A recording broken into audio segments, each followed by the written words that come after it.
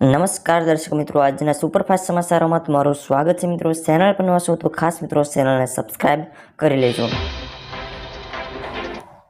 તો મિત્રો સૌપ્રથમ સમાચારની વાત કરવામાં આવે તો મિત્રો હવામાન વિભાગની મોટી આગાહી। મિત્રો ગુજરાતમાં હવામાન વિભાગે નવી આગાહી કરી છે।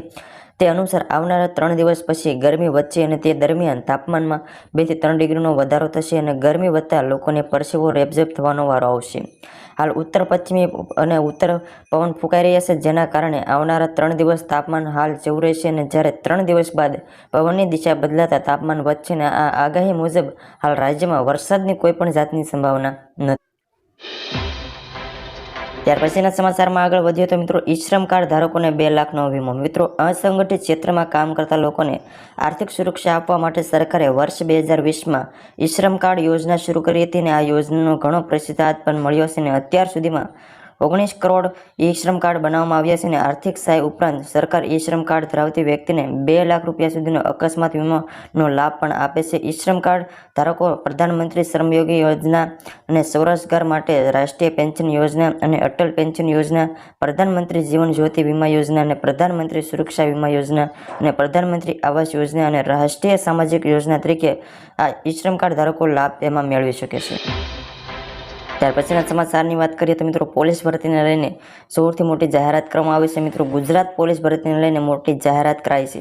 રાજ્યમાં 12,472 જગ્યાઓ માટે ભરતીની જાહેરાત કરવામાં આવી છે, જેમાં પીએસઆઈની કુલ 472 જગ્યાઓ છે અને બિન હથિયાર પોલીસ કોન્સ્ટેબલની 6,600 જગ્યાઓ છે, તેમજ હથિયાર પોલીસ કોન્સ્ટેબલની જગ્યા 3,302 જગ્યાઓ છે। ઉપરાંત એસઆરપીની 1,000 જગ્યાઓ છે। ઉપરાંત જેલ સિપાહીની 1,098 જગ્યાઓ છે। જ્યારે મિત્રો ઓજેસ વેબસાઇટ પર ટૂંક સમયમાં આના ફોર્મ ભરવાના શરૂ થઈ જવાના છે।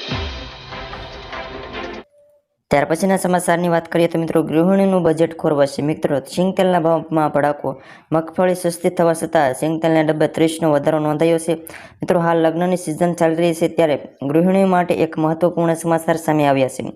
એક દિવસમાં ફાસ્ટ ફૂડ પેકેટ ફૂડમાં વપરાતા પામ તેલમાં 40નો અને ફરસાણમાં વપરાતા કપાસિયા તેલમાં 20 રૂપિયાનો વધારો કરવામાં આવ્યો છે અને મગફળીના ભાવ ગત વર્ષે કરતાં આ વર્ષે સારા પાકનું ઉત્પાદન થયું છે અને હાલ મગફળીના પ્રતિ મણ દીઠ 1,015 રૂપિયાથી લઈને 1,315માં વેચાઈ રહી છે। છતાં સિંગતેલમાં આજે એક દિવસમાં 30 અને 3 દિવસમાં 70 રૂપિયાનો વધારો કરવામાં આવ્યો છે।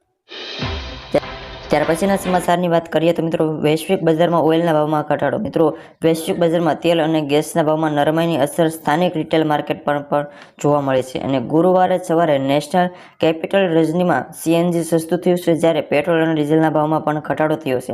આજે યુપી અને બિહારના ઘણા શહેરોમાં તેલના ભાવમાં ઘટાડો થયો છે અને તે દરમિયાન વૈશ્વિક બજારમાં પણ કાચા તેલની કિંમતમાં ફરી $83 નીચે આવી ગઈ છે। ત્યાર પછીના સમાચારની વાત કરીએ તો મિત્રો સોના ચાંદીના ભાવમાં ઘટાડો। મિત્રો એમસેક એક્સચેન્જ પર ડિલિવરી માટેનું સોનું સવારે 0.08% અથવા 55 રૂપિયાથી ઘટીને 65,980 રૂપિયા પ્રતિ 10 ગ્રામ પર ટ્રેડ કર્યું હતું અને ચાંદીની વાત કરીએ તો એમસેક એક્સચેન્જ પર ચાંદી 0.02% અથવા તો 13 રૂપિયા ઘટીને 74,501 રૂપિયા પ્રતિ કિલોના સ્તરે ટ્રેડ કર્યું હતું અને સોમવારે હાજર બજારમાં ચાંદીની કિંમત 6 રૂપિયા ઘટીને 75,500 રૂપિયા પ્રતિ કિલોગ્રામ હતી અને દિલ્હીની બુલેટિન માર્કેટિંગમાં 24 કેરેટ સોનાનો ભાવ 66,400 રૂપિયા યથાવત રહ્યો હતો। તો બસ મિત્રો આ હતા આજના આપણા સુપરફાસ્ટ સમાચારો। રોજના સમાચાર જાણવા ખાસ મિત્રો ચેનલને સબસ્ક્રાઇબ કરી